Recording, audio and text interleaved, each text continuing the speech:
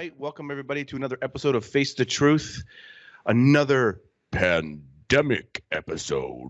Bum, bum, bum. Welcome, Coronaville. Hope everybody's doing okay. We're doing okay here in the Seiler house, just chilling, getting fat, trying to exercise a little bit, but it's so depressed. I just want to kill myself, I think. I don't know. Anyways, been trying to write jokes, so that's been weird. Anyways, I'm really excited to have this guest this week. He's a really hilarious comedian here in Chicago, and I met him doing mics and so on in the Chicago area. Really funny guy. Does a lot in Chicago, all over the place with comedy. Hilarious guy. The guy's a real hoot, if you know what I mean. So I'm excited to talk to him. So everyone, please welcome Pat Treuer.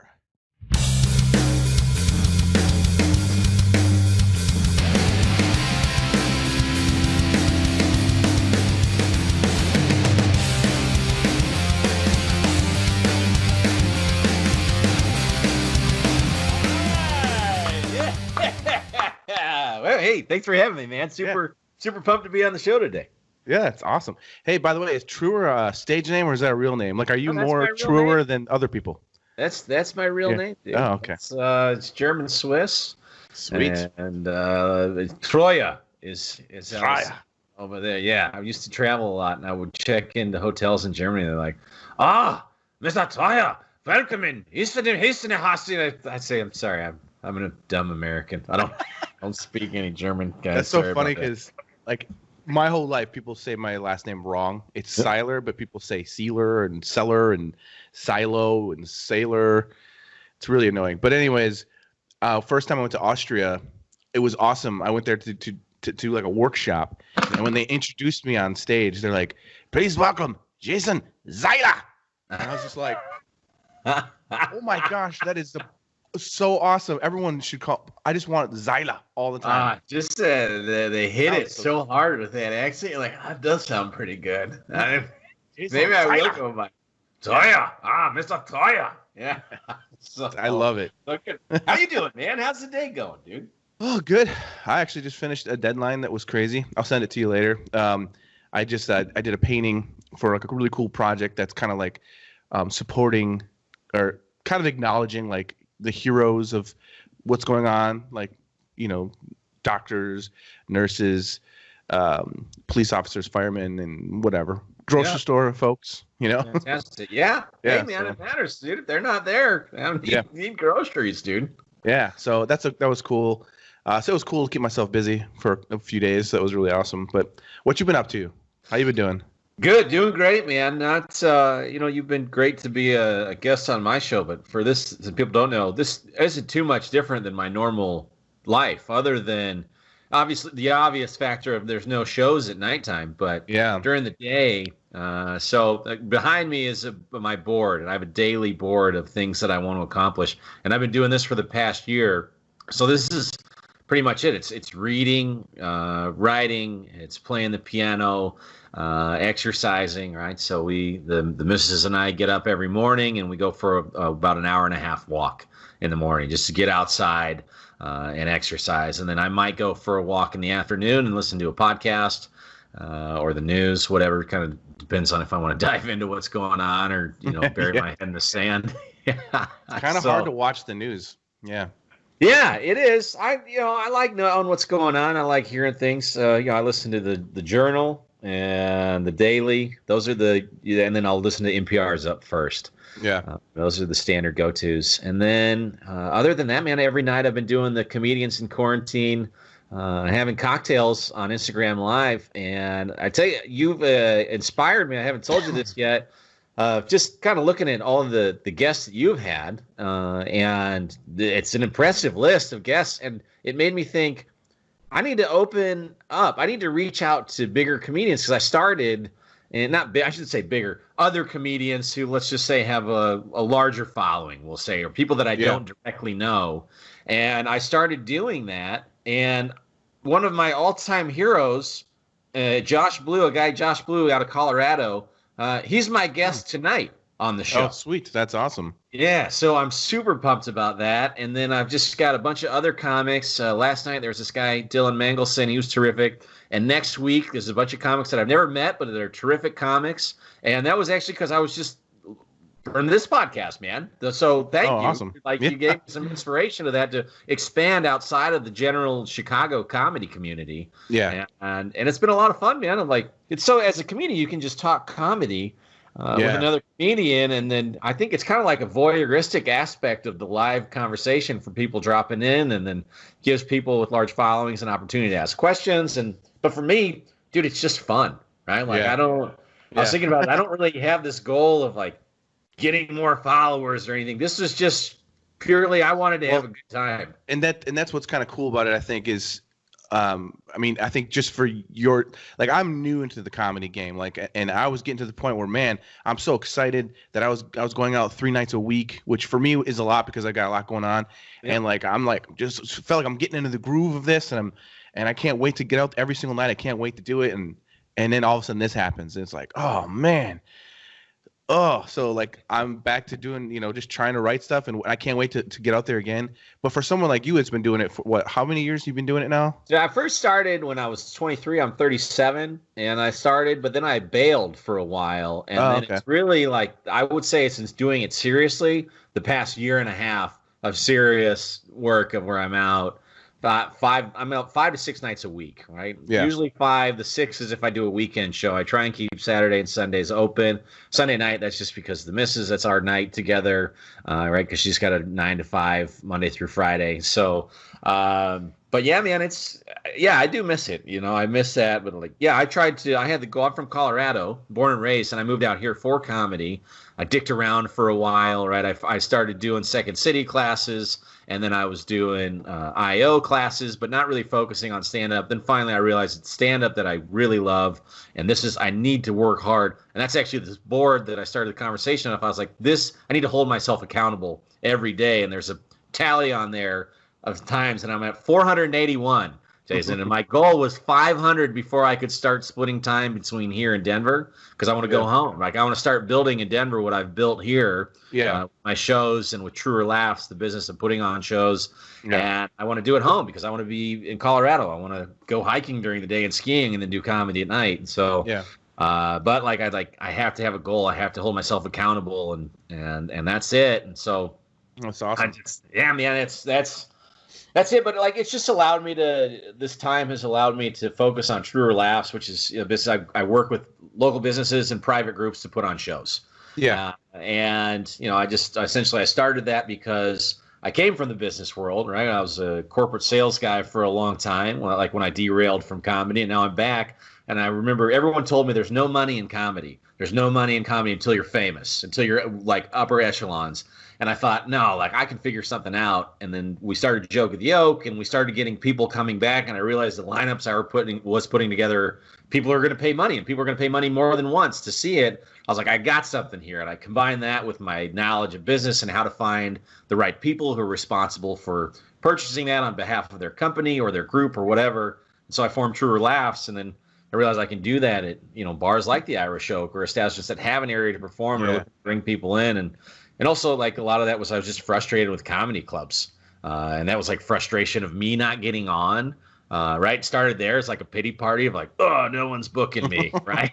Yeah. Like, all right. And then I was like, all right, I'm going to start my own thing. I'm going to show them. And then it became more about, well, wait a minute. Like, I hate that you go to a comedy club, you have to buy 2 items, and and it's poor service most of the time too. And the 2 so I was like, all right, I want to do it. I want to go to like Joke at the Oak. We're at the Irish Oak in Wrigley. There's no requirement. If you want to just come, you buy your ticket, which 100% of the ticket sales go to charities, but then no one's required to buy anything. They can just enjoy. They can sit there and drink water the whole time. They donate their ticket to a charity. Like, they have a good time. And for me, I love that. I love that freedom of like, I can really create and do whatever I want to. I'm not going to say it's an art, but just that freedom is just all these other things that I didn't think about when I was just grabbing a microphone to tell a dick and a fart joke. Right? Yeah, no, for sure. That's awesome, man. Yeah. You're used to doing like 5 nights or more a week. And then this whole thing happens. Has it sort of been driving you a little crazy? Like, are you feeling a little concerned about like what this means for comedy? Like, how long this is gonna last? And then like when we come back and we start doing comedy again, like, you know what I mean? Like, it just seems like I've been listening to some comedians in LA from the Comedy Store talking about this very thing, and like what's I mean, there's a lot of comedy places actually shutting down right now because Sure. like well, we can't keep this thing going right now. Like what's going on? Yeah. And the thing that I was thinking about besides that is just doing comedy, going back after this. It's just going to be a bunch of Corona jokes for a while? You know, do people have to get that shit out of their system? Yeah. Like, and I was starting to like try to write stuff. Yeah.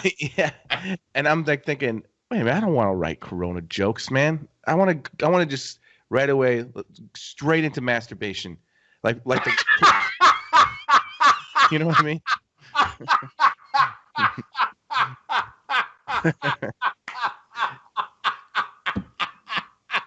Yeah. Hey, see, there you go. That's what I talk about. I miss hearing the laugh. You know what I mean? Like that's the best part about it. But I think to answer the question, I think it's going to be great. And yes, I'm coming from a position where I'm fine. I've got food, I've got everything, so I'm very grateful for that.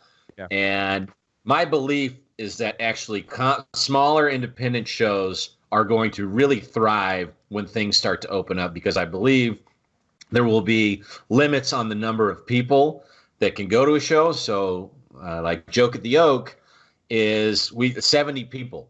And so if there's a public gathering of 100 people or less, that's which I kind of feel that's going to be at certain bars and restaurants.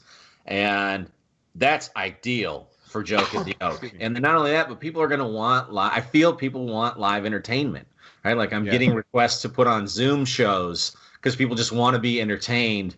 And I feel that live entertainment, I feel like it's going to be like, boom, right out of the cannon, just a huge surge. And I feel very excited about what's going to happen. That's good. That's good. I guess, I mean, it's interesting. Like, I was listening to, I think it was, it might've been Joe Rogan, or Tom Segura, one of those two. I was listening to their podcast and they're just talking about, you know, this is the first time in their entire career that they've gone this long without doing comedy, you know? Yeah. And actually I was talking with Kevin Nealon. I was texting him the other day about the same exact thing. And he's like, yeah, I've never gone this long my whole life without doing comedy. He's like, I got to start practicing so that I can get back in, you know, jump into it. So it's definitely an interesting time as far as that goes, as far as the art of comedy. But yeah, I think it'll just be interesting. Like, my hope is that like I was already planning, like, hey, when I finally get to do it again, like I might just come up with like one Corona thing just off the bat that's just really stupid. Sure. Just to be like, hey, okay, I had to get that out of the way. Yeah. Now let's talk about touching each other in weird places. You know, like,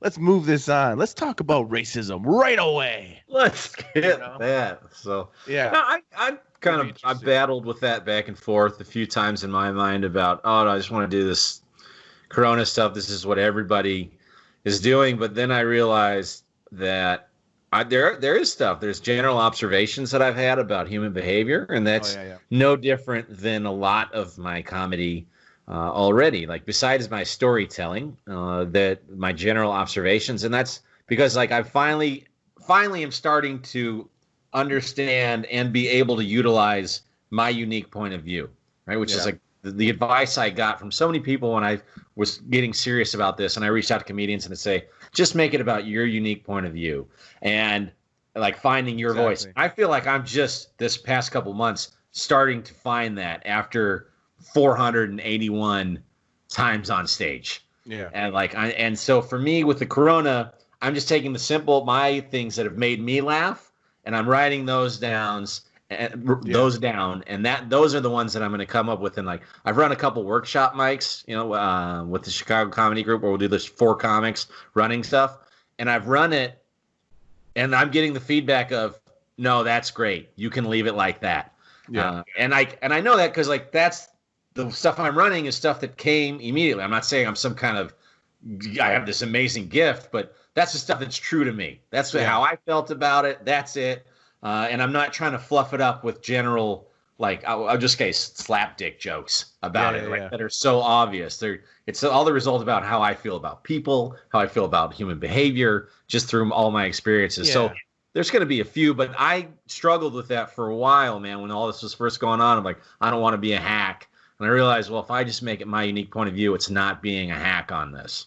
Yeah. And then I can talk about masturbation and weird touching places. I mean, I like, it's funny because I have a bunch of stuff that's working already, and I thought I was thinking of like, if I actually switch this one thing, hold on a second. So we had some technical difficulties, so I had to start over. But what I was saying is that I was thinking like, just a way to work some of that into like stuff I already have that I know that works. I could just switch out one thing to coronavirus and it works just as well. And that way I can get it out of the way. But I think it's right what you were saying that, for me, like I personally feel like the best comics and the best comedy is when the person is just really coming from what they know, what they've experienced, and what's funny to them, what makes them laugh, and that's the best stuff, that's my favorite kind of comedy anyways. And so I try to keep that, like, pretty much every single thing that I come up with, it's just all true. Usually, it's like I'm not up there like making up stupid things, like, and that's what I love about it. I love how, for me, like comedy has become something that it's like an extension of my creative self. Sure. Where, like, I spend all my time thinking about drawing and painting and all that goes with that when it comes to like deadlines and, the dealing with the pressure of that sort of a thing. But I'm always thinking about things, and I always have these ideas, and I always like write down little silly things. But now that I'm actually getting up there on stage and share, like, it's, putting yourself out there, now it's basically helped me to kind of reevaluate or actually, I guess, maybe pay more attention to everything and think about things in a different way, because I'm trying to think about how this is hilarious. How can I, it's funny to me, it makes me laugh. So I've got something there. Now, how do I take that? It's almost like how do I paint the picture for everyone else so they can see? Yeah. It's basically like, it's like I got to develop the code here where I got to set this up, and then deliver the goods, and then I want to go see if that works. It's just so exciting. It's so exciting and fun. And it's funny. I came up with something today, and I'll tell you when we're done here, because I don't want to give away some, my genius. No, just kidding. But I do this all the time with my wife. Like, I'll be sitting there, and I'll think of something that I think is funny, and I'll literally like stop a movie or something and be like, "Hey, babe," and then I'll say the thing, and she'll just be like, "Oh my God." Like, that's what you're thinking about right now? It's like, yeah. Oh yeah. Yeah. This is all the time. She'll be like, "Where are you right now?" She'll say that because it's clear when I go off, and I'll start talking out loud to myself, just like, "Well, and she goes, "What's going on?" What are you? Yeah. Because I spent a lot of time by myself, so I stuck my finger in the back door, right? Yeah, man. Yeah, dude, it's it is, man. It's a different ball game of like, you got, like, how do you communicate to these people that don't know you? And it's like the common theme of, like, if you tell a story to your friends know you. Your friends know that there's a payoff. They know why you think the way you think. They know that it's going to take a turn and there's going to be a reward. But when you get up on stage and you're talking to people who have no idea who you are, they don't even know what your last name is. And you have to get them on board. And like with the friends, you can tell a story in 10 minutes, or your wife or whoever that's close to you. And then you all of a sudden have 4 or 5 minutes on stage, and you have to kind of put it through this process of, like, you got to put it through the machine. Yeah. Like, all right, how do I change this 10-minute story and make it a 4-minute story? and get it so everyone's on board, and so everyone can see they can see it through my eyes. Yeah. And that's I love that challenge, man. Yeah, dude, it's such a fun experience, it's interesting. Like I've talked with you about this before, and some people that listen to the podcast have probably heard me say this, but I was lucky enough for my first real show to be able to perform for Steve Byrne at the Chicago Improv. It's like a real club, and I was really scared when I first went out because I had never performed in a real club before. Right. I've only done a couple like open mics, so it was kind of like I went. It was a kind of a shocking way, right? Yeah. But one thing I realized, like within the first 30 seconds or maybe less, I started getting laughs, and I realized, oh man, they're with me. Like these people, they're here to laugh. Yeah. They're loving it, and all of a sudden, I just felt so confident, and I'm like, and it almost felt like orchestrating a choir. It's like laugh now, laugh now. Yeah. Like I know what I'm gonna, you know what I mean? And I was like, it's amazing. And during that 5 minutes that I did, I was like, oh no, I really like this. Oh yeah, it's I like this a lot. Yeah. Just bringing joy to people's lives and like getting immediate kickback, right? You're just like, it's fun. Dopamine release. It's just like surge overload of like, it's fantastic, dude. Yeah, and it's also, it's like, I think, I mean, I don't know if I can speak for you or for all comedians, but like for me, like I feel like I have a little, maybe some people would say a lot of rebellion in me. I just can't help it. I can't help button in when I hear someone saying something I don't agree with or something, or like it's some, you know what I mean? Like, or just trying to push the envelope a little bit just in my normal life. And so the comedy is kind of a cool way to just be like, hey, this is what I think. Blah, Yeah. Plus, this is deal with it. Comedians. A lot of people admire comedians, not only one because they're getting up on stage and talking in front of people, and so many people have a fear of doing that alone, but they're saying, and people are thinking, I wish I could say that. I wish I could say that out loud. Yeah. I wish I could say what he's saying, he or she or they, what are saying right now, and with totally unfiltered and just the way they're saying it, because they don't care. Like, they don't give a fuck. They are who they are. They're happy to get on stage and be who they are. And I like those are my favorite comics. The ones that are honest and like talk about their experiences, right? Like influences Richard Pryor. He talks about being raised in a whorehouse, right? And like being beaten. He talks about it, but like hilarious. He's one of the greatest of all time. Yeah. And he did it, and he was just so much himself. And to me, he's my favorite because he did that. He was an amazing storyteller, and he did that. He didn't care. He didn't care whatever anyone thought. He was doing it for him. He was really good at it. And I love that, man. I love that. Like, that's it. And so many people wish, like, wow, I wish I could just talk like that. Like, people that struggle to communicate one-on-one. Let alone with a whole group of people are like talking about stuff at work. Like, how many people want to complain about work? But they complain about work to their spouses, their friends, or whatever. But if you can say it a way that relates to them, it's how you hit it. Yeah. Yeah. But see, it's hard for me because I'm this whole being locked indoors, quarantine. This is just my normal life all the time. Right. Like I'm always quarantined. Yeah. So I'm like, what's the big deal? Like, like my friends don't get it. Yeah. Like this is normal. But yeah, I think that's interesting. I wanted to ask you about what you said earlier on. Is you said you started early, or like in your early 20s. Yep. And then what happened? Like, why did you end up quitting then? Oh man, buddy. So I did my first show was 2 minutes at Comedy Works. So Comedy Works in Denver, amazing. It's one of the best comedy clubs in the country, right? Again, the reason being is because, well, awesome audience, but it's a great setup. The room is awesome, and has been for a long time the only comedy club in the Denver metropolitan area. So they have a program where you call in, like their new talent night, they call it. You call in, you leave your name on a voicemail, And you have to do that over and over. And then it takes like 15 weeks of calling in. And then you listen to their voicemail. And this week is Jason and Mark and Pat. And then so I called in. I remember I called and they said, Pat Treuer this week. And I was like, yes. And it's 2 minutes. You get 2 minutes for your first time. And so I had a bunch of people with me. I had like 30 people that came to see me. All my friends who were always like, you got to do this. I was living in Boulder at the time. We drove down.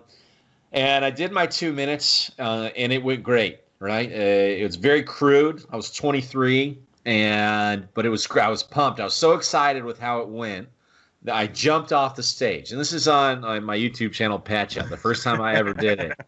And, it's crude. It's me talking about, like, what the conversation of ejaculating all over someone's face. What do you say after that, right? And I, like, did this thing, and I took the microphone, and I nailed my face in it, like, to replicate it. And I busted my nose open. I started bleeding on stage a little. You can't see in the video, but it was like everyone in the audience could see blood running down my face. But I was, like, cloud nine, easily the happiest moment of my life right there.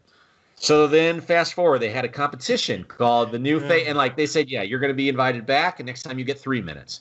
But in the meantime, they were running a competition called the New Talent or New Faces competition. And everyone got all you had to do was send an email to sign up for that. And everyone got 5 minutes. So I prepared my 5 minutes and I had 80 people at Comedy Works. And so kind of similar to your experience of like, this is a club, like I had only performed one time and it was that 2 minutes. Now I had 5 minutes, which at the time I was like, oh, that's like, maybe that's not going to be enough time for me. I had my bit down. This is also like on Patch It, is that I went up and it's rough to start, but everyone before me bombed. 80 people were my friends and family. And then it was a packed house of 300 total. Everyone before me bombed. I got up and I crushed it. I nailed it out of the park. So much to the fact that I was like, screw the light. The light, for anyone that doesn't know, is like, hey, you've got a minute left. So I had and I kept going. So I did 7 minutes total. So I went way past. Like that 2 minutes extra is a long time past. And I was like, I'm going to win this competition. I'm going to be the greatest comedian that there's ever been. And they announced the winners, and they announced first place. Everyone was expecting me. It wasn't me. And it was, and they go, hey, we understand you guys thought someone else was going to win. That person went over by 2 minutes. They disqualified themselves. And I started crying. I remember it. I was smashed. I started crying behind the stage. I could hear it because I was like, in my mind, this was it. And I remember I started tearing up and I started blubbering like a little kid. Because I was like, you went from Sid Vicious to Baby Newman. And so then I was like, all right, I got to get back up, right? So then I had my 3 minute run a couple weeks later for the new talent night. And I, at the time, thought I bombed. And now I look back at it and I was like, oh, that really wasn't so bad. But at the time, to me, that was the worst feeling ever. And it was, again, very crude. And my mom said, if you ever do anything like that again, I will never listen to one of your shows, which that's been a consistent theme throughout my comedy. So I don't care what my mom thinks anymore about comedy. Don't let that stop you if you're a comedian. Just because your parents don't let that stop you. That definitely stopped me for a while. So I bombed, and then I was like, you know what? Maybe this just isn't it for me. And then I went into the working world, and then I would just get these, and people kept like, Pat, you're so funny, you got to do this. And so I like gave it 2 more shots over the course of the next 6 years. And then, then I went and I got my master's, and I got another job where I traveled all over the world, and I was just a professional smoozer, and I was a salesman. And then I just realized, man, it was a 12-year hiatus. I was like, I got to do it. So then I moved to Chicago, still fucked around for a while, and just took the classes. And then it was August of 2018 was when I left my corporate job, still fucked around a while. But then I realized, like, I am blowing this opportunity. I need to make the most. And it started with that board behind me of like creating a daily checklist of where do I want to be? What do I need to do to get there? I need to line this up. These are the things I believe. Like the piano, I want to be a performer where I have a piano on stage, and I've always wanted to play the piano. I see a lot of fun in that. Reading, I think it's probably the most important thing for me is being very well read. For comedy, because that just helps shapes who I am, and I enjoy reading. So that's a part of it. And then obviously getting up and performing and making myself do it. And so I had that 500 goal, and originally that was 500 times in the year 2019, but I only hit like 420, and I started to slack. But still, by having that goal, I was still very proud that I hit that. And then now, now it's just full steam ahead. So that break, I'm glad. I was living a life that I didn't like in the corporate world. Yeah. And my values were totally misaligned. I just cared about making money and getting promoted just to make more money, to buy more shit. And I was like, this is so deeply depressing. I got super fat and very unhealthy, like partied way too much.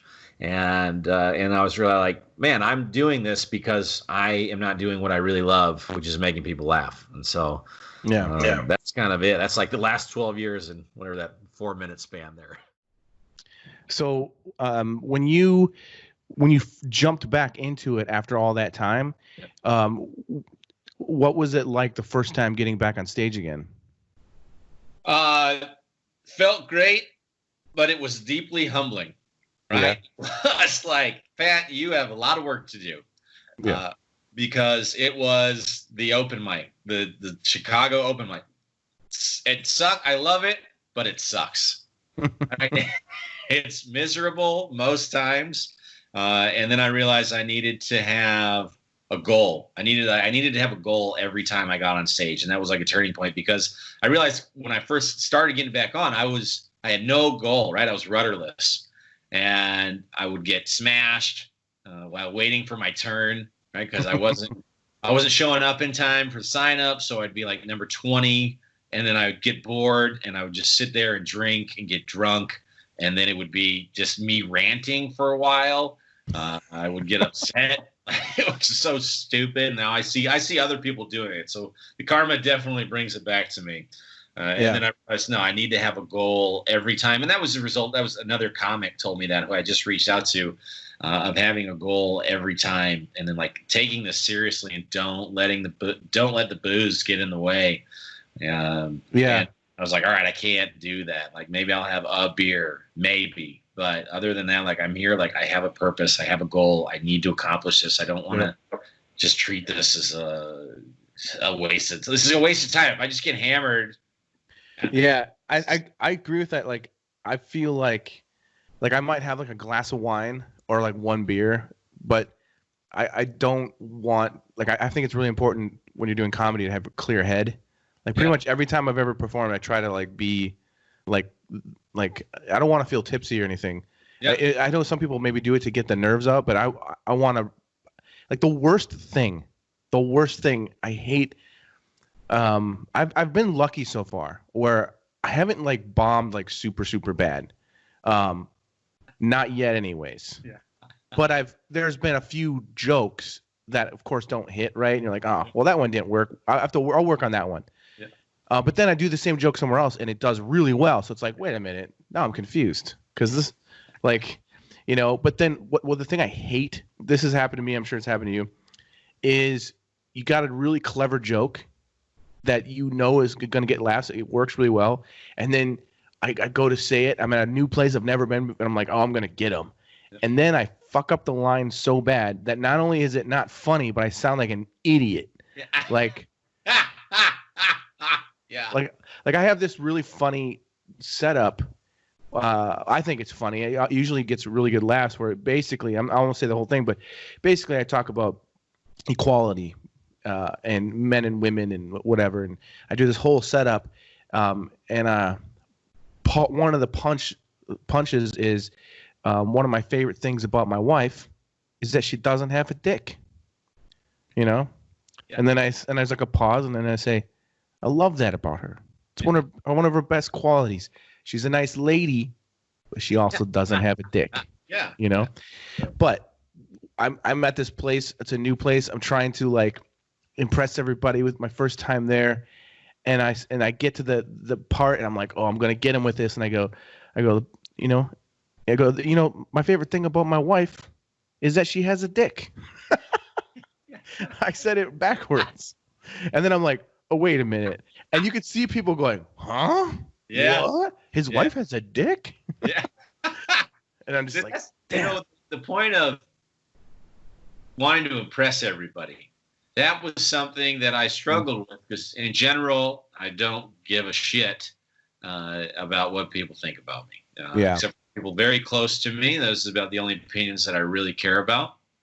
Beyond that, I don't care. And I have no problem in normal life telling someone off or telling them I don't care or whatever. But then all of a sudden, I found myself getting on stage and wanting to impress, I'm 37, the 21-year-olds there, comics, and be like, I want to impress them. I want to show them that I'm really good. All of a sudden, I felt myself starting to want to care about what these younger comics thought. And then I realized, like, that's so stupid, Pat. I'm against so much of everything of who I am.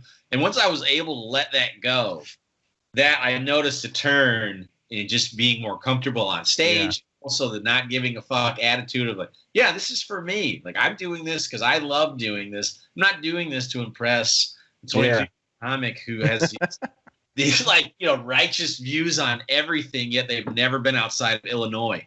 And so it's like, all right, Pat, like, come on, dude. So I had to get to that point where like, I just don't care anymore about that. Now, still, I'll go to shows where there's a lot of people, and I will, like, that little monster will start to creep into my head of like, you gotta impress these people, and then I have to say, no, I've got the goal for this show.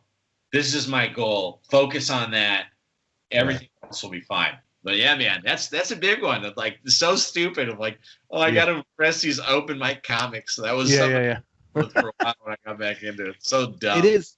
I have found for myself that it always goes just much better if you just be yourself and believe in what you're saying and be confident, just deliver it, but it like for me, again, like I'm very new at it. So I feel like every single time is like a learning experience, Yeah. Yeah. You got to treat it like that. But, like, what do you learn? What do you, it's huge because I noticed usually, things started changing. I started improving a lot faster when I thought about the goal and what am I learning each time, and like putting it all together to like lead up to a show, like an actual show instead of an open mic, and then just being more comfortable, like instead of just treating it as like this is my slap dick time.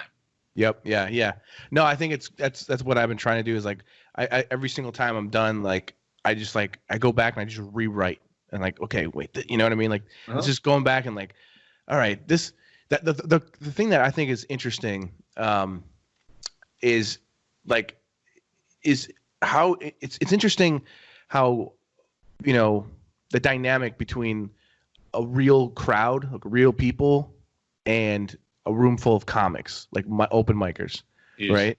Huge. And it's like, and it feels good when you can get a room of open micers to laugh, like oh, they're actually paying attention. Yeah. And they think that's funny, but at the same time, it's a really hard room to like judge for yourself. Like how is this going? It's kind of weird. Like, and then maybe sometimes comics will laugh at things that because they think, oh man, this is only funny because I'm a comic, but like then and you think it's funny, and then you go to do it in front of real people, and they're like, that's not funny. So it's just interesting. It's interesting how that works. It's I don't know. It's fun. Well, it's like on that note, man, there was something that helped me a lot, and it has kind of something I didn't anticipate. Is I would go to open mics and I would get discouraged at first because of the lack of laughter. Right, it wasn't going. No comics weren't paying attention. It was the material works in front of live audiences, but it wasn't working there. And so what I started doing is if I made one person laugh during an open mic, I would just focus on that one person, and I got in the habit of doing that. And then I started getting on shows. And now I find myself at large shows focusing on one person who's laughing. Like, yeah, I'm addressing the general, but I'll remember the one person. And it's equally as satisfying to me as the one person in the open mic with 20 comics as opposed to an audience of 300. And there's one person that I've got going.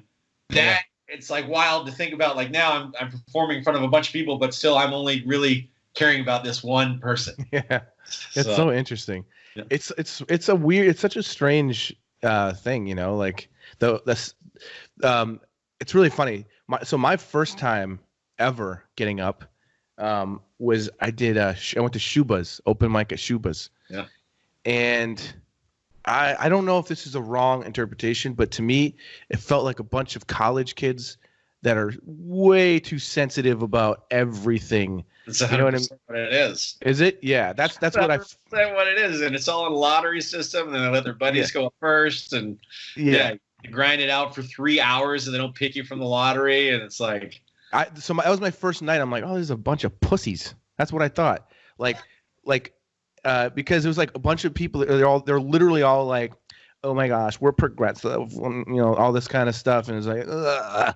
And I got up there, my first time ever, and I was having that feeling. I'm like, ooh, maybe because basically my first material was really heavy. Yeah. It was like, because it's just how I write sometimes, like, and it was basically about abortion, about women's rights, and slamming religion, all of that, in 5 minutes. Trifecta. And I remember I said, I had like this. I won't say the joke right now or anything, but I basically set it up I purposely tried to fool them, where I said, you know, I know you guys don't want me to be talking about women's rights and that kind of a thing, but I got just one thing that I've got to say. Yeah. Okay, before I continue, I think it's important, so please pay attention. Then I go, ladies, like that, and you could feel all the women in this place go, what are you gonna say now? Okay, you know, like they were like, because I was just like, ladies, you know, and then I go, if you believe that a dude walked on water or impregnate virgins, then blah blah. And I do the thing, blah blah blah blah blah. I like deliver it, and like it was really funny because it's a misguide on purpose to like make them think I'm going to say something about women, but I don't. I actually flip it onto the religious stuff. But the guys were just like, oh shit! Like I could hear a couple of the guys saying like they liked it, but the girl, you could see all the girls in that place just like giving me like this look the whole time. But overall, I did well. I got laughs and everything. But then when I was done, as I was walking away, the girl that was hosting, I hand the mic to her, and she goes, ladies. I didn't like how he said ladies. And then she did this whole thing talking about like, you know what I mean? It's just like, and I just got this impression. I never went back to that place again. I was like, this place seems lame, dude. I like that. I had a great set there. The first time I went, and that's because I was in the first 10. It was the first time I ever did my artificial insemination bit, and it just rocked. And no one knew who I was, and I had like real nervous energy. So it was one of the best sets I've ever had. Oh, that's good. And then the next 2 times I went there, I was at the end of the lottery. It was painful, but how old are you? 41? 42. 42, right? Yeah, I'm 37. So I've noticed that, there's a definite line of like, I'm going to say in general, like 28 or younger and older, and somewhere in that area of like even just words being said, of like the word pussy, derogatory, like. And my position is always. And by the way, I said that on purpose. Yeah, like my position is always like, I'm never coming from a spot of hatred or harm. And if I have any material, I have to be able to do it in front of the people that I'm talking about, and I have to have no issues with doing that. But I've noticed that like younger ones in the Chicago scene, and there's some phenomenal ones. This is not a gross generalization, but there are a lot that have not left Illinois, like I mentioned earlier, because that's a pain point for me, especially when they start to do crowd work. Where are you from? Someone says something like cool, or like, you know, there's nothing against dog walkers. There's nothing against any industry, but as a comic, these younger ones, there's such a limited periscope. It's like a periscope. It's this tiny little thing looking out. There's no experience on there, and it's just all about judging, and it's all white. It's all people white, like get so grossly offended by things that they have no vested interest in getting offended by. And they're like, learned it in school. You can't say that. Like, what are you talking about? You're from Naperville. Like, you're a white middle class from Naperville. I can't talk about that. Like, I remember, this is a joke. I have my favorite Black History Month joke. I told it we had, and the room was kind of weird. Was separated white comics, black comics, and I said it. Black comics loved it. White comics, the younger ones, all buttoned up like, oh, and immediately looked at the black comics. Is this okay? And like, black comics were absolutely loving it, and it's like, yeah, like it's okay. Like you don't like take a position about something that matters that you have a vested interest in. If someone's an absolute dick and like absolutely hateful. Yes, that's not okay. Don't do that. But like the rest of this is jokes and like fun jokes. And like if there's a great misdirect, go with it. Like don't get all bundled up about something that you really have no vested interest in. That drives me crazy. That drives me nuts, actually. Yeah. And that's the thing. That's what I got from that. And that was my first experience. And I was really proud of that I did it and I didn't bomb. I did get a lot of laughs, but I felt like this weird energy and this vibe that I was like, oh, I feel like the old guy, you know, like, and then, and it was also interesting too, because I was preparing myself for the Steve Burns show. And so, and none of that material actually ended up in my Steve Burns show, but, I didn't know. I've never been to an open mic before, so I didn't know that you've got a bunch of comics there with their notebooks. And I was like, well, everyone's got like notebooks, and then they go up there with their notebooks and they go, oh, here's one. And I was like, I made a decision that night. I'm never gonna be that. I'm always gonna go on stage and just look at everybody and do my stuff. I'm not gonna have a notebook. I'm not gonna read off of it. And I'm not dissing people who do that. I just kind of felt like, hey, I want to be a comic. You know, you don't. Maybe that's how Tom Segura started, but he doesn't do it now. And I want to be like Tom Segura. I want to be like these guys who just get up there, confidently say their stuff and make people laugh. I don't want to go up, even if it's an open mic. I don't want to have the open. But I remember at the Shoeless place, I actually was third. I got picked third, and I knew I was going to be third. And I was like, oh, this is awesome. I'm going to get up soon because they do the lottery thing. Yeah. And the guy before me, he gets up there and he's got his notebook and he's like. Oh, here's one. Here's one. Okay, ready? You ever like look at a bird and like you see a bird and it's like walking on the ground and you're like, hey bird, you have wings. You can fly. What are you doing walking on the ground? You can fly. You know, that was the joke. And I was just like, oh, this is going to be good. Because up next is abortion and Jesus Christ. I've gone on stage. I've done 3 times where I brought notes on stage, and they were terrible. All 3 times, I was like, I can't do this again. What I do not like is when comics get on stage and they talk or they present themselves as talking about something personal to them, a story, and they're reading their notes. And to me, I'm like, if this is a personal story, you should know this. Yeah. You got to know this. Practice, man. Yeah. I mean, I get it. Like, I get some people's minds work differently, and so that's fine. But no, man, that's for me as well. I don't want to get it. I hate it when people pull their notes out. They look at it as it's performance. I think is so important. You know. Yeah. Like it's part of it. Like Kevin Nealon. I saw him recently, and it was so cool seeing him do his show because I never saw him live before. Yeah. And the one thing I loved about him was that he is so good at, man, it's hard to even explain the style, but he almost has like this innocence to him where he has a way of delivering where he can literally probably say the most terrible things ever.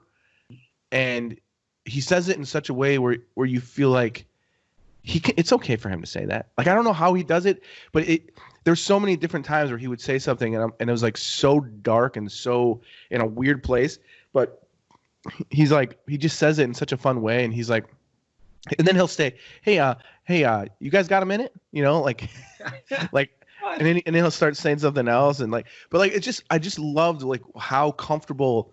And the one thing I learned just from watching him, that it was how he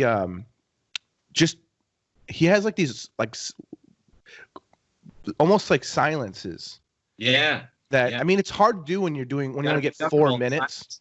Yeah. You know, but like that's one thing that I really love, and I want to try to do more things like that where you kind of get that's what I think I love about this so much is the art of it, and that's why I want you on. That's why I love talking about this, because it is a full-on art form, and it's interesting. It's like sculpting. It's like, you've got to, for every action there's a reaction, right? There's like, there's and what's really fun is you have your setup, and then you get your punch. Yeah. But then once you do it a few times, oh man, I got another punch within that that's going to pay off later.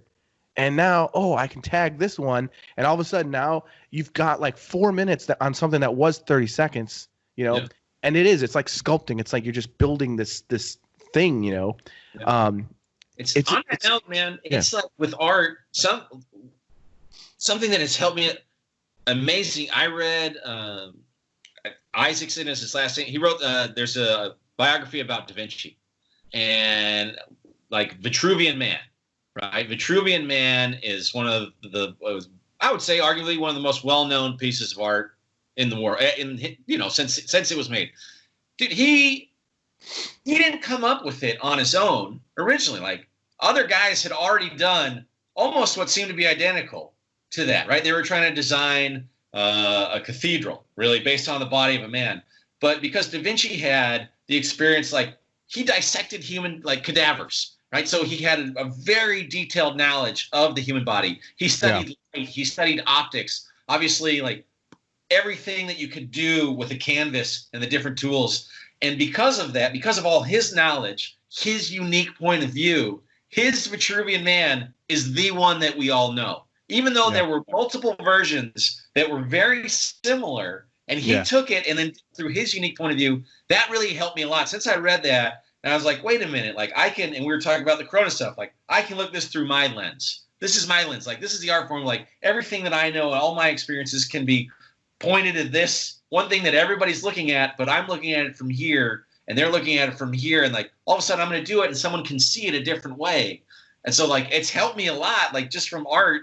You saying that, I was like, actually, I was really excited to tell you about that, just because I was like, I got to talk to Mason about that. And, it is an art, and like, and on the silence note, getting comfortable in silence is huge. Like, 2 comics, one, and I don't know if you know Tim Cox locally in Chicago. Yeah. He is phenomenal at it. And then another comic on a level outside of Chicago, Dylan Mandelson.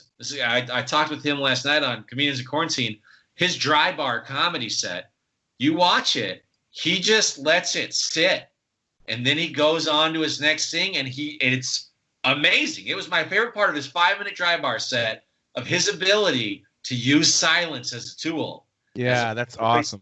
And it just adds to his performance overall. And that's it's hard to, because inclination is to speed up. Silent, you want people to laugh, like, oh no, I gotta do it. And like, I'm still getting comfortable with the silence, so let's let this sit a little bit. Yeah, and it adds to the effects. I mean, that's probably my favorite thing is the delivery, saying something in a way that it's like, hold on, just one more second. Yeah. And now I'm gonna piss all over you. Open up. You talk about what's cool is you're talking about it from your point of view. Yeah. And it's your life and your experiences that go into that. That's what I think is really cool.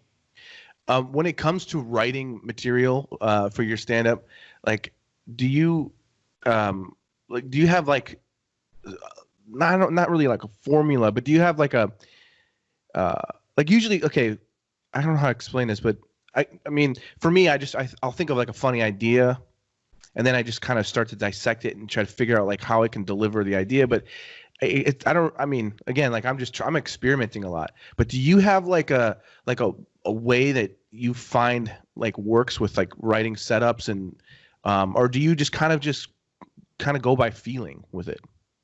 It starts with just the process of writing it down. So I get a random thought or say something to a friend in a conversation, and it makes them laugh or it makes me laugh. Right there, I'm like, I got to write this down. And I'll just get it down on the notes on my phone. And then it'll be there, and then I'll just let it sit there. And then at some point, I'll come up with a few more that I can build off of that. and then I'll sit down at my computer and I'll write it out. I'll write those what I came up with, and then maybe I'll add in some other things and just kind of let the stream of conscious go. And then I'll go on stage and then I'll try it out.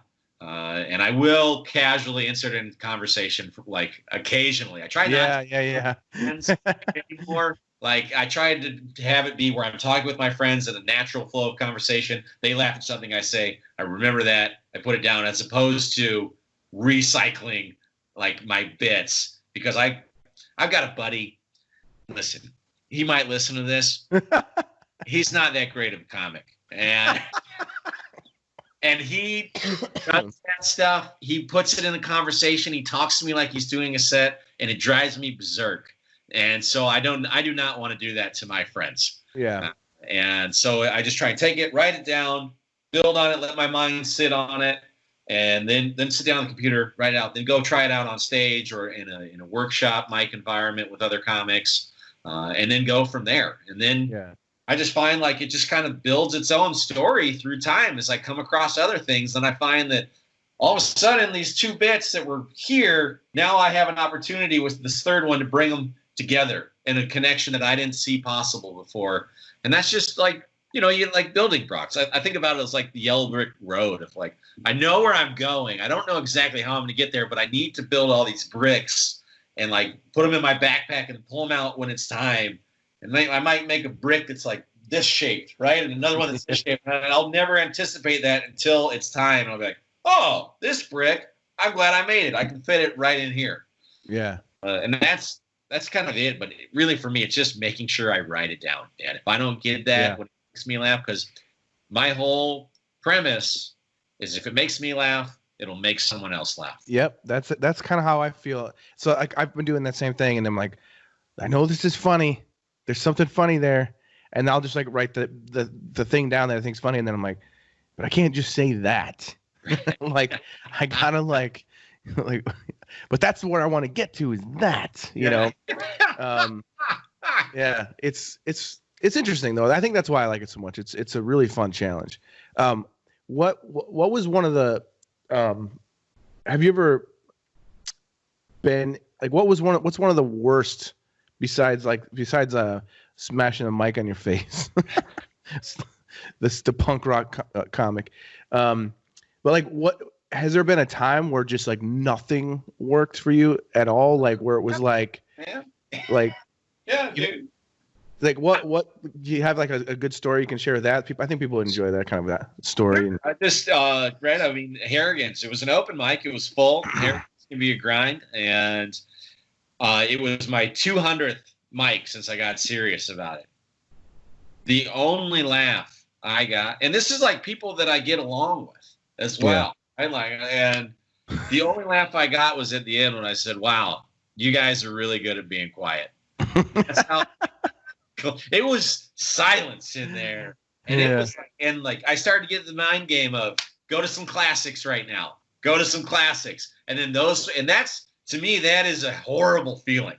Of I'm going to go to a classic joke that I know always works, always get a laugh, fire that out, just cheap. Like I'm just going to toss this out and nothing at all. So that there's something that sticks out about that one being number 200 and like feeling, and of course I was feeling at that point, I am really making progress. I am getting out there. I am really improving as a comic, and I get up and just tanked. And that's that feeling.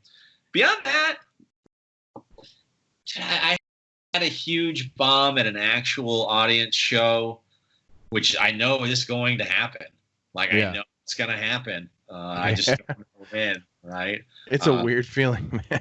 Yeah. But I mean, I haven't really yet either, and like bad, but you know, it's funny that you said Harrigan's because like the first time I ever did Harrigan's, I just picked it because I knew the area, and it's an Irish pub. I'm like, that's probably a cool place.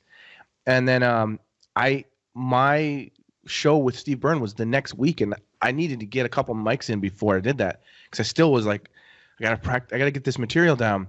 So I did Harrigan's, and it was like crickets when I went up there. And the thing is I did the same material a few days before, and it did really well at this other place. and then I do it here, and I'm like, oh man. And I got a couple laughs, but it was more like, kind of. But Yeah. but the one thing I noticed though about Harrigan's, and I almost like not afraid, but I was almost like, I don't know if I like that place. But I came back, and the second time I went there, it went really well, and I was like, oh man, I got pretty good laughs this whole time. That time after that, it went well again, and I was like, this, yeah, you know, and I really like what's his name, the bartender, Tom. Why did I say Steve? Why am I'm blanking on his name. Tony.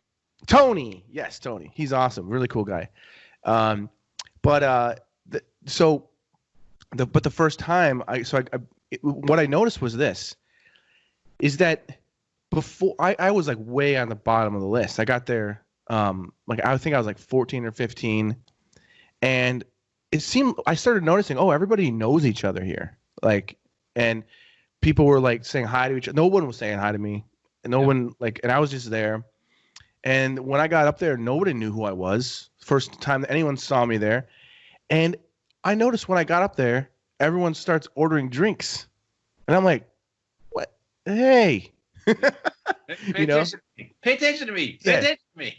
But I noticed that, like, as soon as I got up, that's when people stopped to, like, you know, they literally, no one was listening. So the first half of my 4 minutes, I was like, nobody's paying attention. Like, it's like they're like, we don't know who you are, we don't care. Yeah. and then I got a couple little laughs, and then it ended, and I was just like, oh. So that was the last set I did before I did 5 minutes at the Chicago Improv. Yeah, that's great, man. So I was like, yeah, the last time I did this wasn't so hot. And now I got to get up in front of this whole crowd. So like, but it was a relief. Like I said, it was a relief when I said my first setup and punch, and then I got big laughs. I was like, oh, okay. Man, that's you know, I'm still, I would say, I am very much still on the beginning side of this. And for me, because I do so many open mics, and like, because of Joke at the Oak, I have great opportunity to do shows, and now I'm starting to be on other shows.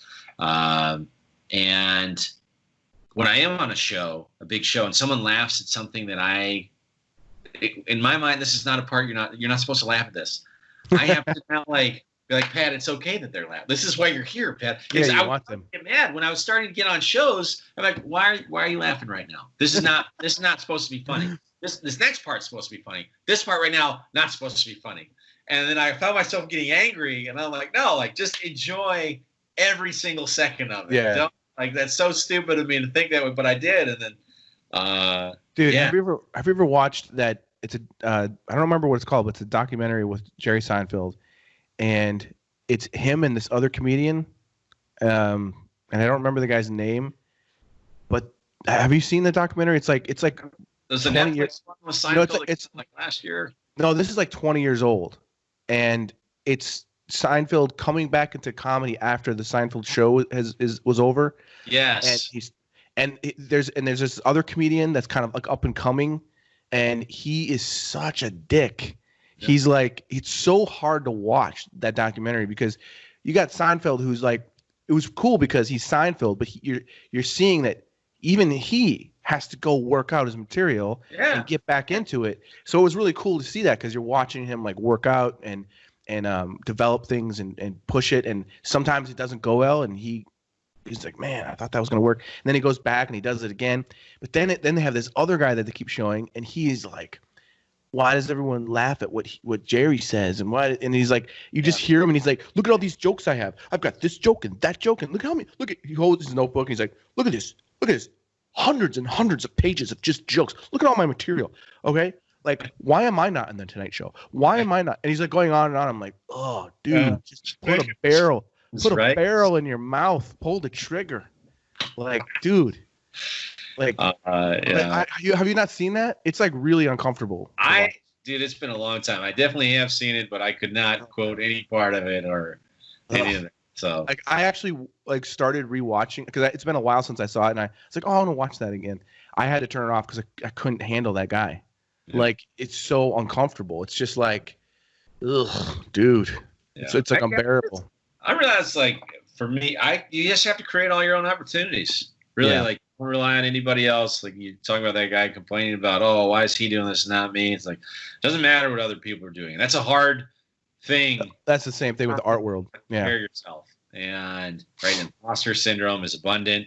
When you do have something, you're like, but it's not as good as so-and-so. Like, for me, I've just finally started to get to a point in the past couple months where I'm really comfortable. Like, no, this is what I'm doing. Doesn't matter if someone else is doing. Like, I don't care. Like, I just care. Like, am I getting better? Am I doing well? And that's just, for me, that's helped me become a better performer, a better person, just more and happier with my life.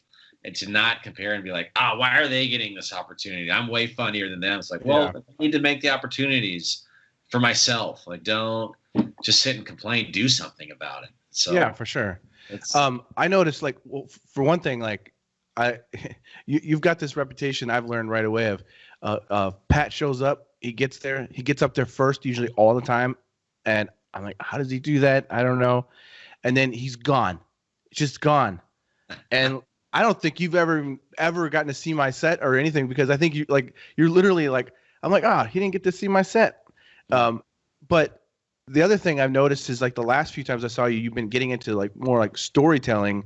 And so instead of just like, like a setup punch type thing, it's like you just got a really funny story, and then you kind of layer in jokes in between. It's already a funny story.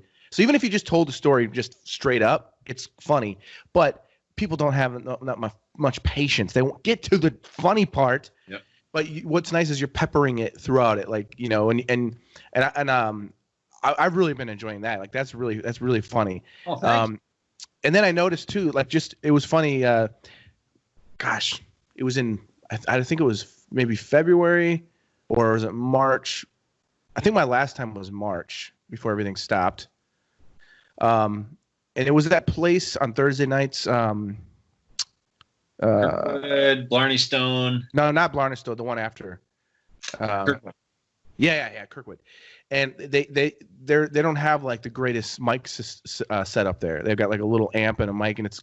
But it was, like, funny because most of the comics that got up there, you're just like, and you just hear all the people in the background like, hey, because you can hear the bar, and I was like, you went up there before me, of course, and then you get up there and you were just like, hey, how's it going, Uncle Pat here, or whatever, and like, but you knew this mic sucks, the sound, and you knew to project it out there, to get it out there.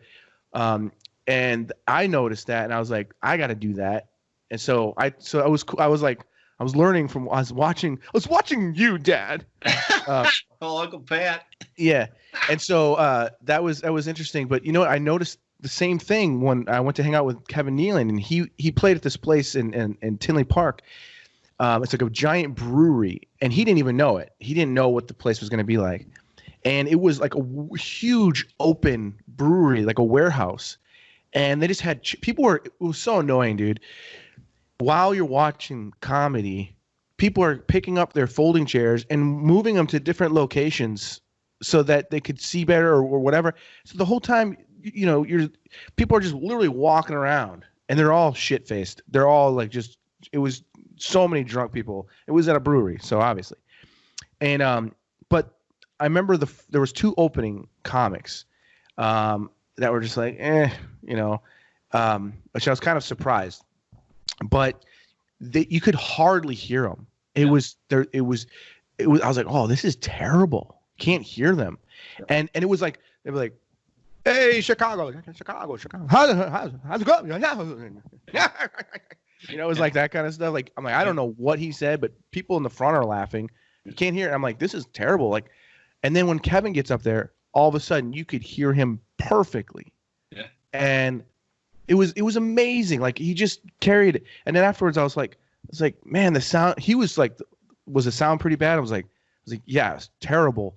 And I said, but you sounded amazing. Like, I was surprised. I was going to ask you about that. And he goes, oh, I knew that I have to pronounce differently and like, so it's a skill, to be able to like the history of all that time and years of doing it. But it's things like that you don't really think about. It's like now, like when I watch stand-up comedy, when I watch specials, I mean, there's like a billion that come out. It seems like every day there's a new special now. But now, I don't know if you do this, but like, I mean, I've always loved stand-up, and I've got a bunch of my favorites that I could watch it over and over again, and that they're so smart, and I get a lot out of it. But now I find, now that I've started to get into it and do it, now I hardly find myself laughing. Yeah. I'm more just watching and listening. You know what I mean? Like, and there's only a few specials that have come out in the last year that actually get me. I can't help myself but laugh. It's fucking funny. I watched that after you Oh, said yeah, yeah. That's a great one. That's a good one. Like Bill Burr's Tiger, Paper Tiger. That's phenomenal. All Dave Chappelle ones. Dave Chappelle. Yeah, those ones I can't help but laugh. I mean, they're genius. I don't care. It's not like Bert Kreischer's a friend of mine, but I like Bert Kreischer's podcast. And I've seen some of his specials. They're okay. It's weird because I like his podcast and I think he's great. But his last special, man, I think it's called Big Boy. I didn't laugh one time, not once. Yeah, and I'm like, this dude's got a Netflix special. He's got some great stuff, but that one didn't do it for me. I stopped watching after 5 minutes. But yeah, isn't that crazy? It's weird. It's weird. It's, you know what I think it is, and I could be talking out of my ass. And he'd be like, "Who the fuck are you?" So 100%. He's so far beyond where we're at. That's so far beyond. Yeah. So you know what? I don't really care. It doesn't matter.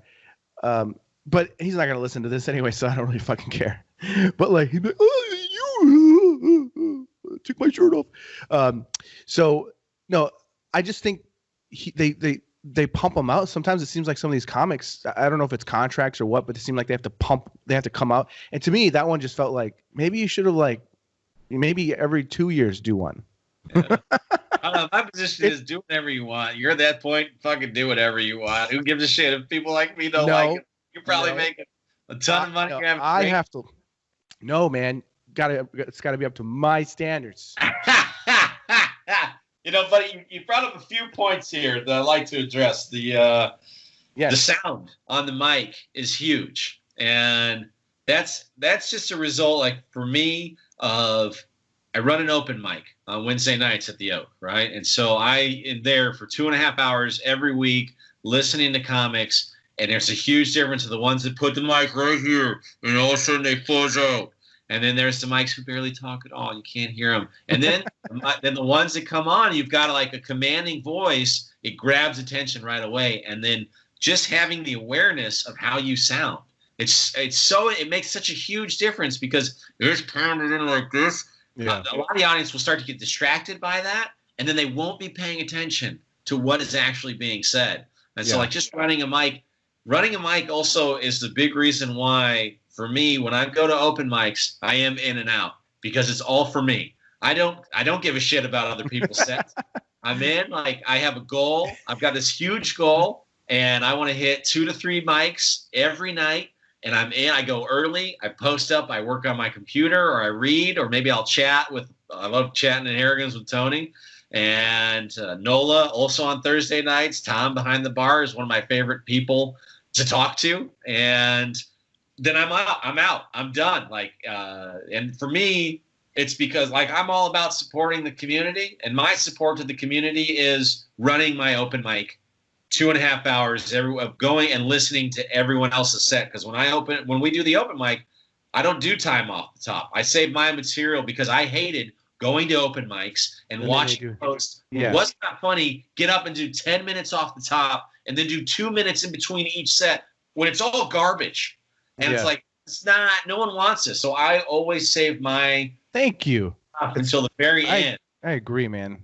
It's like, annoying. Let's do it. And I'm like, all right, great. And then I run my feedback mics as well. So I'm like, great. Like, because some people are like, don't you think you should, I've heard some people say, you don't think you should stay a little bit longer? No, I don't want to stay. I think it's funny. Longer than I have to. Like, maybe I'll stay for the one after, just so I'm not walking out right during the middle of their set. Yeah. Sometimes I'm like, you know what? I don't even care. That you know what? That's one thing that I've been feeling like. So, I feel lucky that my wife lets me go and do this, or I should say she has. She's about to have a baby, so it might be even harder for me to get out for a while, but we'll see. I'll see what I can do.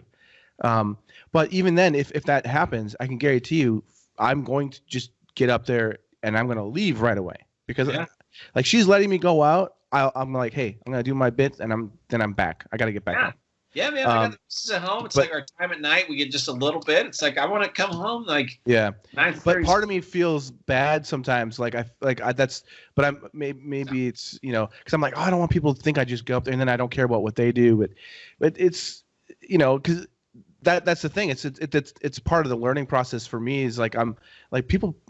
Maybe they don't care if I'll just leave. But sometimes I feel like there's been times where I didn't want to be there, but I'm like, I should stay to the end, That's big of it. Yeah.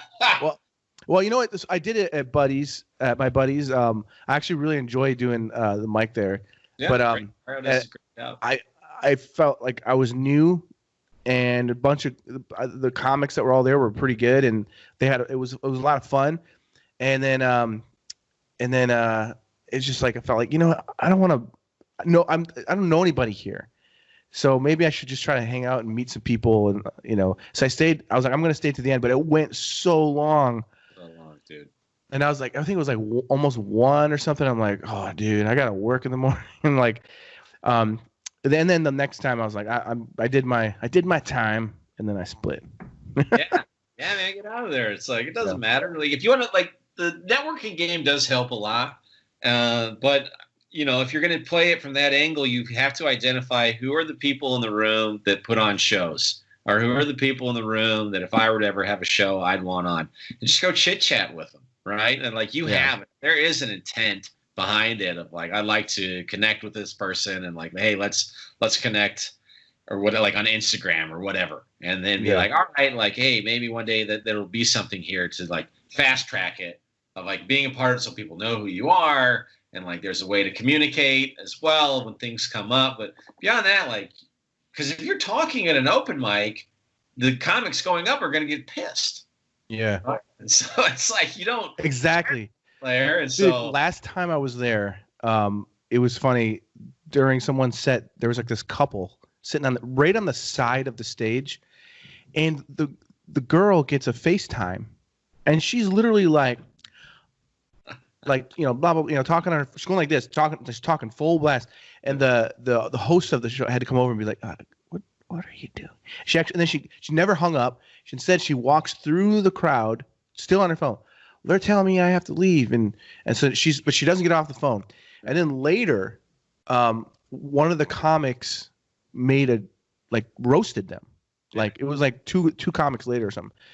And then the guy basically started threatening. I was like, we want to take this outside, like the boyfriend, So it was like it got like really intense for a little bit, and Dario was like, no, this is not happening. No. Yeah. It was pretty funny though, but for a second there, I'm like, ooh, this doesn't look good. Yeah, some people just don't. It's funny. Don't handle themselves in certain situations. Well, let's see how you can handle yourself in this situation, because I have a few people that have drawn you. Okay. So I want to show you how they see you. So let's see if you're ready to face the truth. Yeah. All right. So I'm gonna share the screen. Let me see if you see this. Oh!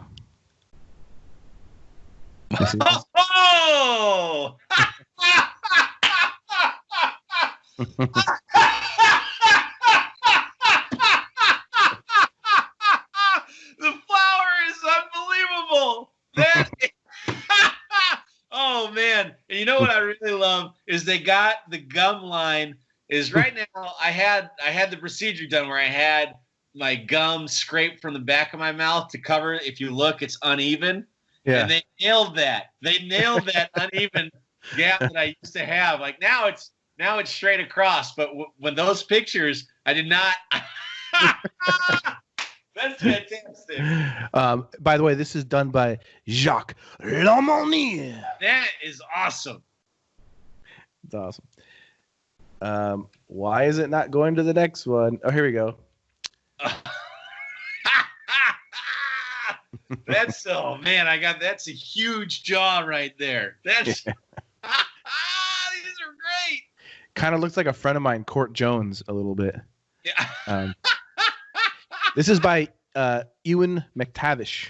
By the way. Awesome. Can you send these to me? Yeah, I'll email them to you. Yeah. Give me your email address later, and then man. Oh, yeah. Can I post these on the Yeah, and then of course, tag the people that did them? Yeah, yep. This is these are great. So this next one is by Reza Jolzani. Yeah, that's solid. That's right from I was on Easter Island with that picture. That's my island adventure hat. Ah. Yeah. Did you look at that too. Look at that too. what were you doing on Easter Island? Collecting eggs and shit? No, man. When I had my job, my corporate job, I would travel all over, and I did a lot of work with the Chilean Air Force, and I was constantly going down to Chile, and constantly. I would go 2 to 3 times a year, and I'd always go to Santiago, and every time I'd be like, Easter Island, right? With the huge Moai statue heads. Oh, yeah. Yep. Why don't I go? So my last time I went down there, I was like, I'm going to Easter Island. So I scheduled a trip and spent a couple days out there by myself. It's awesome, man. It's super remote. I think the island is like 7 by 14 miles, and it is awesome. So I was just there hanging out, like checking out all the statues, and it's just a really cool place. Did you find out where they crucified Jesus when you were there? No, I didn't have that in the visitors brochure. Okay. Hey, where'd they kill that Jesus guy? Yeah. Isn't this Easter Island? What? Is that from the Roppongi? It's the Roppongi people. Yeah. Was that the Roppongi's? Yeah. I have no idea. Yeah. Why'd they kill him? Why that guy? That's awesome. That is awesome. Here you go. Oh, that. Oh, these are fantastic. This is by Ray Shipman, by the way. Yeah.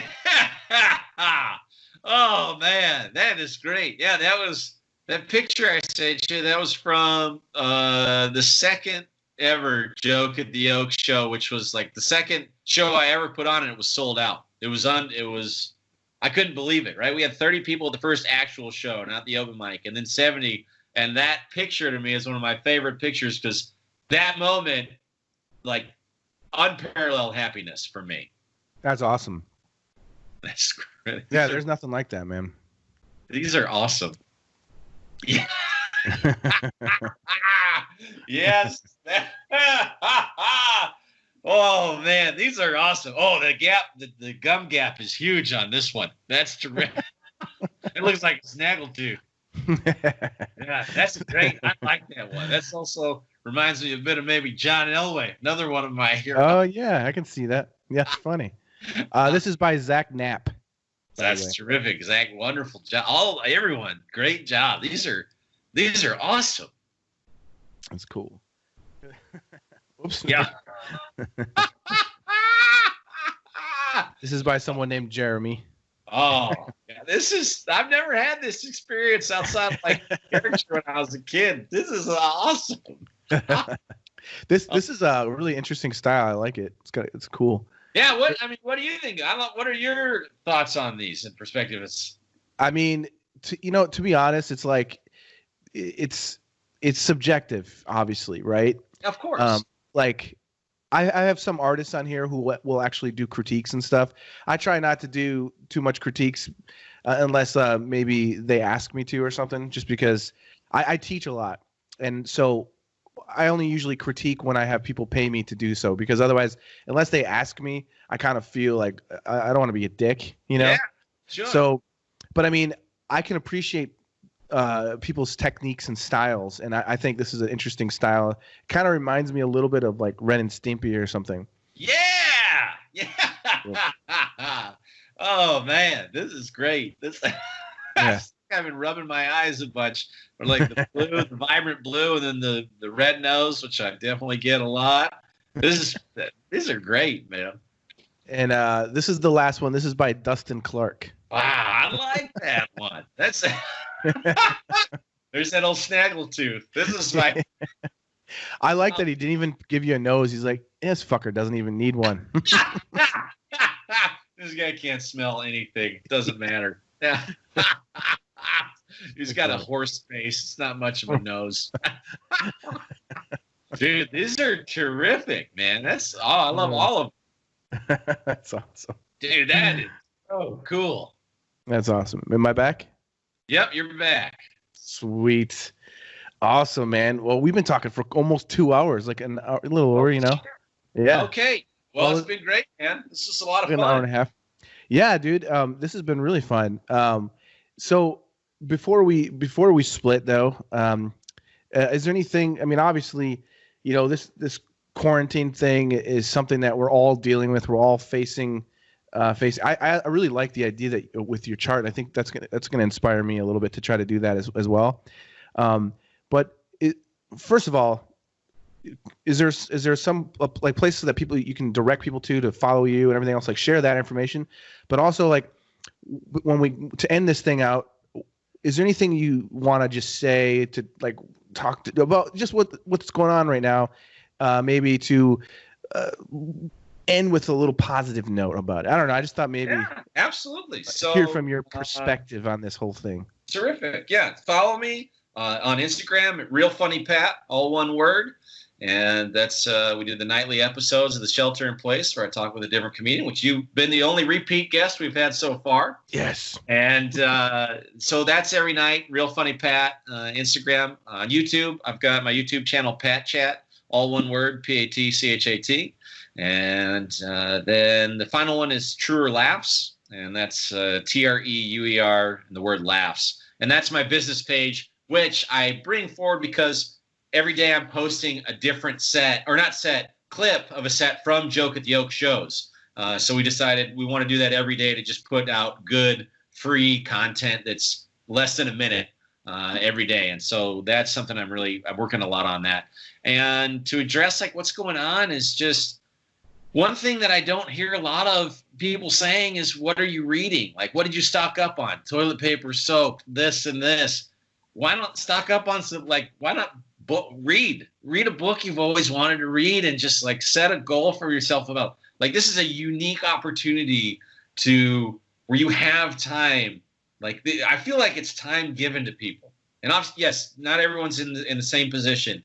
So not everyone can do this, but those who can, take the time to read, or if you wanted to create something or cook or whatever, just something that is like a personal development that is a small goal that you can achieve and do, because that helps. It helps you get better. And then I think you just use it and reframe it. It's not as, oh, the world is ending, but it's like, oh, this is a unique time that I can use to do something that I've always wanted to do within the confine of my house. And it really is as simple as reading or connecting with people or whatever, just something small, achievable every day.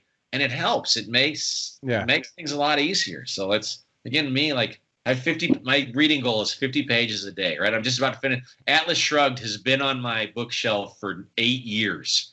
And I've always been like, oh, that looks like a monster to read. And finally, like, no, I'm going to do this. And to do it, I need to do 50 pages a day. I'll finish it tomorrow. And so I read Eric Clapton's autobiography. Awesome. All these books that I had that were just decorations, now reading and taking that seriously. So I would say just find something that you can do and spend time doing it and enjoy it. I've been doing that a little bit. I started something that I can do and contribute here is just growing this nice mustache out. Oh, yeah. I haven't shaved in this is 6 weeks. Oh, yeah. New November. Yeah. It's getting there, man. This is like 2.5 weeks. 2.5 weeks? And it's I've never had this on my face. Sexy. It's weird. I'm not. I like it, but I've never had this. This is 6 weeks. This is all I can do. It's not much. Like pubic hairs on my face. Yeah. But I think that's awesome. I think that's really good advice. I think it's really cool because I mean, yeah, there's a lot of obviously, like we talked early on about how, like the news, like you're watching some of the news, but like, I mean, it's crazy. I've been actually trying to stay off Facebook, and unless I'm sharing stuff. And then I want to look at some of my friends' things or whatever. But it's just so much just bullshit everywhere. It's like, this is what's happening. It's like all this like conspiracy theories and just gross politics stuff. And then the other day though, I was like, I want to listen to the news. I just want to see what's up, check out the news. And I started something. 2 seconds later, I turned it off. I'm like, I don't want to watch this. Yeah. I don't want to. Like, it's just too ugh. And so I think it's good to try in this situation to do as many uplifting and positive things as possible. Yeah. I'm trying to like ride my bike every day and stuff like that, and like just size when you can. I feel grateful that I've had some work because I know it slowed down a little bit. Yeah. But I recently just finished a really cool piece, and so I can't wait to share that. But it helped get my mind off things a little bit to be able to just get into my work a little, But anyways, thank you so much for doing this, man. It's we've known each other maybe for a couple months or so through the comedy, and I'm really happy that I've met you, and I can't wait to continue on and to. I can't wait to get out there again. I can't wait to see what you're going to do after this as well. And so thanks so much for joining me for this. I think this was a fun talk, and I really enjoy hearing, a little bit of your perspective on comedy and this. And so, thank you for your time, man. It's awesome. Yeah, man. Thanks. This was a blast, dude. And when we get back up and going, you got to come to Joke the Oak, dude. I'll definitely be a spot at the mic and get you on and make it easy so you can go in and out if you want to, man. Yeah. It's like my favorite ladies. Yeah. All right. Blast, dude. Thank you so much. And also looking forward to having you on Pat Chat as we had talked about doing when we're able to meet in person. Yeah, well, definitely. Just don't breathe on me. Okay. You want answers?